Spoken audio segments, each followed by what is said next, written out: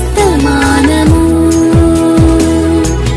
వినుమా ప్రియ నేస్తమా, విని నీవు ప్రభుని విశ్వసించుమా. వినుమా ప్రియ నేస్తమా, విని నీవు ప్రభుని విశ్వసించుమా. Praise the lord. దేవునికి స్తోత్రం. అనుదిన మన్నా అనే ఈ ఆధ్యాత్మిక కార్యక్రమాన్ని వీక్షిస్తున్న ప్రియ సోదరి సోదరులారా, మన ప్రభువును రక్షకుడునైన యేసుక్రీస్తు అతి శ్రేష్టమైన నామములో మీ అందరికీ శుభాలు వందనాలు తెలియచేయుచున్నాను. ఈ శ్రేష్టమైన సమయంలో దేవుని పరిశుద్ధ గ్రంథంలో నుండి మొదటి సమూయేలు గ్రంథం 9వ అధ్యాయం 16వ వచనం, నా జనుల మొర నా యొద్దకు వచ్చెను, నేను వారిని దృష్టించి ఉన్నాను. ప్రభునందు ప్రియ దేవుని యొక్క బిడలరా, కనాను దేశంలో ఈ ఇశ్రాయేలీలు అనబడినటువంటి ప్రజలను యెహోషువ గారి నాయకత్వం తరువాత శత్రువులు ఇశ్రాయేలీల మీదకి వచ్చినప్పుడు దేవుడు న్యాయాధిపతులను ఏర్పాటు చేశాడు. వీరే వారికి ముందుండి యుద్ధాలు చేసి వాళ్ళకి తీర్పు తీరుస్తూ వారిని నడిపిస్తూ ఉండేవారు. మొదటి న్యాయాధిపతి ఒత్నీయేలు అయితే చివరి న్యాయాధిపతి సమూయేలు గారు. ఈ సమూయేలు గారు వృద్ధాప్య దశకు వచ్చినప్పుడు ఇశ్రాయేలీల ప్రజలతో చెప్పారు, నేను సంచరించలేకపోతున్నాను, నాకు 2 కుమారులు ఉన్నారు, వీరిరువురు మీకు న్యాయాన్ని చెప్తారు అని అన్నారు. ఒక కుమారుని పేరు ఏవేలు, రెండో కుమారుని పేరు అబీయా. అయితే ఈ ఇద్దరు సమూయేలు గారి ప్రవర్తన లాంటి ప్రవర్తన కలిగిన వారు కాదు. వీరు లంచాలు తీసుకుంటూ న్యాయమును త్రిప్పివేస్తున్నారు. ఒకసారి ఇశ్రాయేలీల పెద్దలందరూ కూడా సమూయేలు గారి దగ్గరికి వచ్చి అడిగారు, అయ్యా మరి నీ ప్రవర్తన వంటి ప్రవర్తన నీ బిడల దగ్గర మాకు కనిపించలేదు, వారు న్యాయాన్ని తిప్పివేస్తున్నారు, మాకు లోక మర్యాద చొప్పున మాకు రాజు కావాలి అని అన్నారు.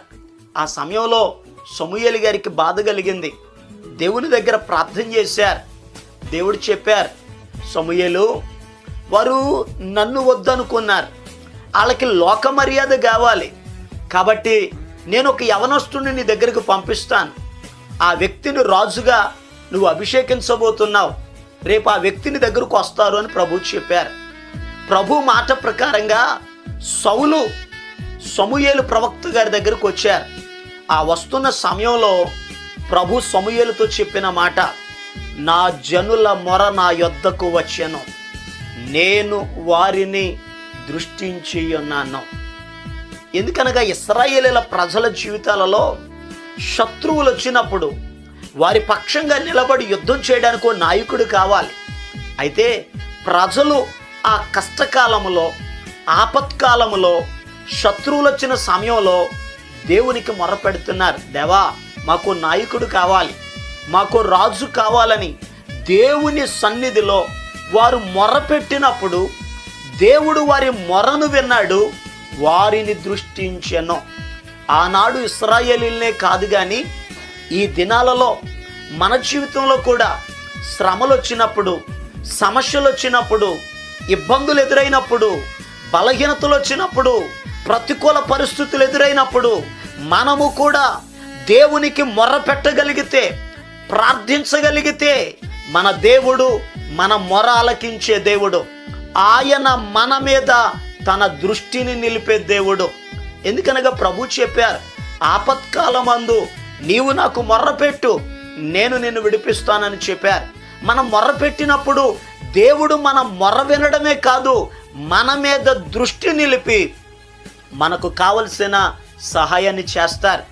ఐగుప్తు దేశంలో ఇశ్రాయేలీలు బానిసత్వంలో ఉన్నప్పుడు, వారి బంధకాలలో ఉన్నప్పుడు వారు దేవునికి మొర్రపెట్టగా ప్రభు చెప్పిన మాట, నేను వారి మొరలను విన్నాను, వారి బాధలు నిదానించి చూచాను అని అన్నారు. మన దేవుడు మన మొరను వినే దేవుడు, ఆయన మన బాధను చూచే దేవుడు. ఈరోజు ప్రియ దేవుని బిడ్డలారా, నీ జీవితంలో ఏ ప్రతికూల పరిస్థితులలో ఉన్నా నువ్వు చేయవలసిన పని ఒకటే, దేవునికి మొర్రపెట్టుట. కష్టకాలమందు వారు యెహోవాకు మొర్రపెట్టిరి, వారి ఆపదలన్నిటిలో నుండి ఆయన వారిని విడిపించునని వాక్యం చెప్తుంది. మన కష్టకాలంలో నుండి ఆయన మనలను విడిపించే దేవుడు. అలా విడిపించుట కొరకు ఆయన మన మొరను వింటున్నాడు, ఆయన మనలను చూస్తున్నాడు. పరిశుద్ధ గ్రంథంలో యూదా దేశాన్ని హిజ్కియా అనే రాజు పరిపాలన చేస్తున్న దినాలవి. ఆ రాజుగారికి వెన్నుపూస మీద రాచపుండు ఒకటి లేచింది. చాలా బలహీనుడైపోయాడు, మంచం పట్టాడు, దిగలేని పరిస్థితి, చాలా బలహీనమైన పరిస్థితి. ఒకరోజు యెషయా ప్రవక్త గారు వచ్చారు. అయ్యా, ఇక నువ్వు బ్రతకవు, నీళ్లు చక్కబెట్టుకో అని చెప్పి దైవజనుడు వెళ్ళిపోయారు. వెంటనే హిజ్కియా గారు మంచం మీద నుండి లేచాడు, గోనిపట్ట ధరించాడు, గోడ తట్టు తన ముఖాన్ని తిప్పుకున్నాడు, కన్నీరు కారుస్తూ దేవునికి మొర్ర పెట్టడం ప్రారంభించాడు. యెహోవా, యథార్థ హృదయుడనై సత్యముతో నీ సన్నిధిని నేను ఎలా నడుచుకున్నానో కృపతో ఒక్కసారి జ్ఞాపకం చేసుకున్నాయనని దేవునికి మొర్రపెట్టాడు. ఎప్పుడైతే మొర్రపెట్టాడో, ఎప్పుడైతే కన్నీరు కార్చాడో, దేవుని వాక్యంలో రాయబడి ఉంది, హిజ్కియా మొరను దేవుడు విన్నాడు, హిజ్కియా కన్నీటిని ఆయన చూచాడు. మన దేవుడు చూచే దేవుడు, మొర వినే దేవుడు. వెంటనే యెషయా ప్రవక్తను పిలిచారు. యెషయా, ఇదిగో హిజ్కియా మొర్ర పెట్టడం నేను విన్నాను, అతడు కన్నీళ్లు విడుచుట నేను చూచి తిని, త్వరగా వెళ్ళు, 15 సంవత్సరాలు ఆయుష్ను పొడిగిస్తానని చెప్పమని ప్రభు సెలవిచ్చారు. ఎప్పుడైతే ఆ మాట సెలవిచ్చారో యెషయా ప్రవక్త వచ్చారు, రాజుగారిని ధైర్యపరిచి దేవుని మాటను తెలియపరిచారు. ఈరోజు మన జీవితాల్లో కూడా హిజ్కియా రాజు వలె దేవుని సన్నిధిలో మొర్ర పెట్టగలిగితే, ప్రార్థించగలిగితే, మనకున్న సమస్యలలో నుండి, మనకున్న ఇబ్బందులలో నుండి ప్రభు మనలను విడిపిస్తారు. ఆయన కనుదృష్టి మన మీద నిలుపుతారు. ప్రభు మనలను చూస్తారు, మన జీవితంలో గొప్ప కార్యాలు జరిగిస్తారు. అలా ప్రభువు మన ప్రార్థనలను అంగీకరించినట్లుగా, ఆయన కనుదృష్టి మన మీద నిలుపునట్లుగా ప్రతిదినము దేవునికి మొరపెడదాం. ప్రభు ఇచ్చే ఆశీర్వాదాలు పొందుకుందాం. దేవుడి మాటలను మన వినికిడిలో ఆశీర్వదించును గాక. ఆమేన్. ఈ శ్రేష్టమైన సమయంలో మీ కొరకు, మీ కుటుంబం కొరకు నేను ప్రార్థన చేస్తాను. తలవంచండి, కళ్ళు మూసుకోనండి, ప్రార్థనలో ఏకీభవించండి. మహాపరిశుద్ధుడును ప్రేమ కలిగిన మా పరమ తండ్రి, నీకు వందనాలు అయ్యా. నిజముగా మొర్రపెట్టు వారికి అందరికీ నువ్వు సమీపంగా ఉండే దేవుడు నాయన. నీకు మొర్రపెట్టినప్పుడు నువ్వు మొర వినే దేవుడు అని, నువ్వు దృష్టించే దేవుడు అని ఈరోజు నీ వాక్యం ద్వారా మేము నేర్చుకున్నాం.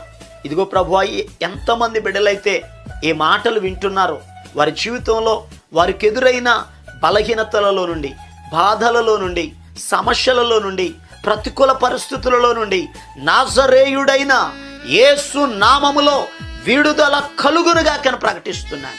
తండ్రి, నీ కార్యములను మీరు జరిగించండి అయ్యా. ప్రత్యేకమైన రీతిలో నీ బిడ్డలను దీవించి ఆశీర్వదించండి. ఎంతమంది బిడ్డలైతే బలహీనులుగా ఉన్నారో వారి జీవితంలో గొప్ప కార్యాలు జరిగించండి, స్వస్థపరచండి ప్రభువా. ప్రత్యేకమైన రీతిలో ఈ దినమంతయు నీ బిడ్డల ప్రయాణాలలో, నీ బిడ్డల పనులలో, వ్యాపారాలలో, చేతి పనులలో అయ్యా నీ సహాయమును మీరు దయచేయండి. నీ బిడ్డల యొక్క గృహము చుట్టూ నీ కంచెను, నీ కాపుదలను దయచేయమని యేసు క్రీస్తు అతి పరిశుద్ధమైన నామం పేరట ప్రార్థన చేసి అడిగి పొందుకొని ఉన్నాము తండ్రి. ఆమేన్. మన ప్రభు అయిన యేసు క్రీస్తు కృప మీకు తోడుగా ఉండి నడిపించును గాక. ఆమేన్. ఈరోజు పుట్టినరోజు మరియు పెళ్లి రోజు జరుపుకుంటున్న వారికి సీసలి మన్నా చర్చి తరపున మా కుటుంబ పక్షముగా మీకు శుభాలు తెలియపరుస్తున్నాం. May God bless you.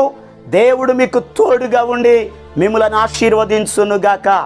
దయచేసి గమనించండి, మీ కొరకును, మీ కుటుంబం కొరకును దేవుడు మిమ్మలను అభివృద్ధి పరచాలని నిత్యము మేము ప్రార్థన చేస్తున్నాం. ఏమైనా ప్రార్థన అవసరతలు ఉన్న యెడల ఈ స్క్రీన్ మీద కనబడుతున్న నెంబర్కి ఫోన్ చేసి తెలియపరచండి.